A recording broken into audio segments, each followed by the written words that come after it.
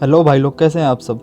तो आज मैं आपको बताने जा रहा हूँ डेकिन के इंडोर में जो एरर आते हैं उन्हें कैसे सॉल्व करते हैं। तो फर्स्ट है AF, malfunction of humidifier system. दोस्तों, अगर आपके डेकिन इंडोर में एएफ एरर शो कर रहा हो तो इसका जो फॉल्ट आएगा वो ड्रेन से रिलेटेड होगा। इसमें आपको ड्रेन पाइप चेक कर लेनी है, क्योंकि कई बार ऐसा होता है ड्रेन पाइप चोक हो जाती है, जिसकी वजह से ड्रेन ट्रे का जो वाटर होता है वो ड्रेन पाइप से पास नहीं होता है। इस वजह से ये एरर देखने को मिलता है। दूसरा रीज़न पीसीबी फॉल्ट हो सकता है। पीसीबी को प्रॉपर चेक कर लेना है, पीसीबी डिफेक्ट हो सकती है, तो पीसीबी को आपको रिपेयर करवाना पड़ेगा, पीसीबी चेंज करवानी पड़ेगी। ये ड्रेन पाइप है, ये पीसीबी है। नेक्स्ट है AH, mall function of dust collector of air cleaner. दोस्तों, अगर आपके डेकिन इंडोर में एएच का एरर आ रहा हो तो इसका जो फॉल्ट आएगा वो पीसीबी और फिल्टर से रिलेटेड होगा। तो इस कंडीशन में आपको इंडोर फिल्टर को चेक कर लेना है। इंडोर फिल्टर चोक हो सकता है, जिसकी वजह से ये प्रॉब्लम देखने को मिल सकती है। और दूसरा जो फॉल्ट आएगा वो पीसीबी से होगा, तो पीसीबी को भी आपको प्रॉपर तरीके से चेक कर लेना है, पीसीबी डिफेक्ट हो सकती है। नेक्स्ट है एजे, malfunction of capacity setting adapter indoor in PCB. दोस्तों, अगर आपके डेकिन इंडोर में एजे का एरर शो कर रहा हो तो इसका जो फॉल्ट आएगा वो कैपेसिटी सेटिंग अडाप्टर और पीसीबी से रिलेटेड होगा। तो हमें सबसे पहले कैपेसिटी सेटिंग अडाप्टर को चेक कर लेना है वो सही से लगा हुआ है कि नहीं, क्योंकि कई बार ऐसा होता है पीसीबी डिफेक्ट हो जाती है या शॉर्ट हो जाती है। उस कंडीशन में हम पीसीबी को रिप्लेस करते हैं तो कैपेसिटी सेटिंग अडाप्टर को सही से एड्रेस नहीं कर पाते हैं, इस वजह से ये एरर देखने को मिलता है। और दूसरा जो रीज़न है वो पीसीबी फॉल्ट हो सकता है, पीसीबी डिफेक्ट हो सकती है, पीसीबी को रिपेयर करवाना पड़ेगा, पीसीबी चेंज करनी पड़ेगी। नेक्स्ट कोड है C4, mall function of liquid pipe thermistor for heat exchanger. दोस्तों, अगर आपके डेकिन इंडोर में C4 का एरर आ रहा हो तो इसका जो फॉल्ट आएगा वो सेंसर और पीसीबी का होगा। तो इसमें हमने सबसे पहले लिक्विड पाइप पर जो सेंसर लगा होता है उसे चेक कर लेना है, सेंसर वर्क कर रहा है कि नहीं। उसके वायर को चेक कर लेना है, वायर ब्रेक तो नहीं हुए, और उसके जैक्स को भी चेक कर लेना है, जैक शॉर्ट तो नहीं हुए कहीं। उसे एक बार प्लग अनप्लग करके भी देख सकते हैं।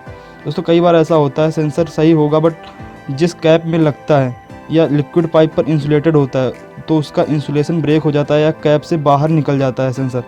उस कंडीशन में C4 का एरर देखने को मिलता है। और दूसरा जो रीज़न है वो पीसीबी फॉल्ट हो सकता है। पीसीबी को प्रॉपर तरीके से चेक कर लेना है, पीसीबी के सारे जैक्स वगैरह चेक कर लेने हैं, कोई जैक्स लूज तो नहीं है। नेक्स्ट है C5, mall function of gas pipe thermistor for heat exchanger. दोस्तों, अगर आपके डेकिन इंडोर में C5 का एरर आ रहा हो तो इसका जो फॉल्ट आएगा वो गैस पाइप सेंसर और पीसीबी से रिलेटेड होगा।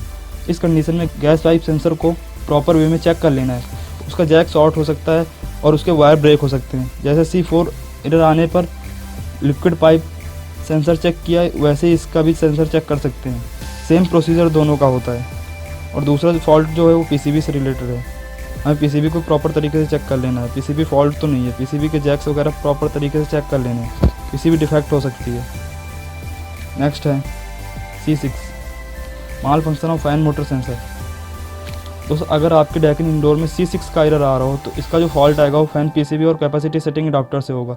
इसे सॉल्व करने के लिए हमें फैन पीसीबी चेक कर लेनी है, फैन पीसीबी के सारे जैक्स चेक कर लेने हैं, फैन सेंसर चेक कर लेना है, फैन के कनेक्टर और वायर को भी चेक कर लेना है। वायर ब्रेक हो सकती है, कनेक्टर शॉर्ट हो सकता है।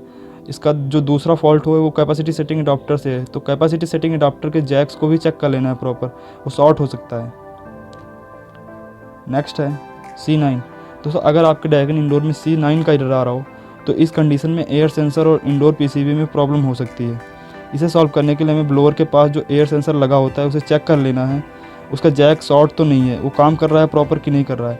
तो इसे चेक करने का एक तरीका मैं बता रहा हूँ आपको। इंडोर को ऑन रखना है और सेंसर को मुंह में डालना है, और फिर थर्मिस्टर में देखना है टेम्परेचर इंक्रीज़ हो रहा है कि नहीं हो रहा है। अगर टेम्परेचर इंक्रीज़ होगा तो सेंसर सही है, सेंसर वर्क कर रहा है।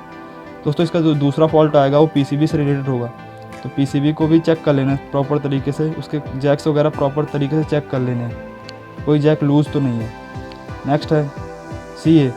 दोस्तों, अगर आपके डेकिन इंडोर में CA का एरर आ रहा हो तो इसका जो फॉल्ट होगा वो डिस्चार्ज एयर सेंसर का होगा। डिस्चार्ज एयर सेंसर को प्रॉपर तरीके से चेक कर लेना है, इसके जैक शॉर्ट हो सकते हैं, इसे एक बार प्लग अनप्लग करके भी देख सकते हैं।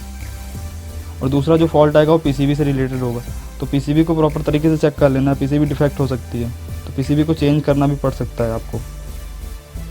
नेक्स्ट है CJ। दोस्तों, अगर आपके डेकिन इंडोर में CJ का एरर आ रहा हो तो इसका जो फॉल्ट होगा वो रिमोट कंट्रोल या थर्मोस्टेट से रिलेटेड होगा। इसमें हमें थर्मोस्टेट का थर्मिस्टर या सेंसर चेक कर लेना है। जनरली ये फॉल्ट तभी आता है जब थर्मोस्टेट का सेंसर वर्क नहीं करता है। दूसरा रीजन हमें थर्मोस्टेट की पीसीबी चेक कर लेनी है, पीसीबी भी डिफेक्ट हो सकती है जिसकी वजह से ये प्रॉब्लम देखने को मिल सकती है।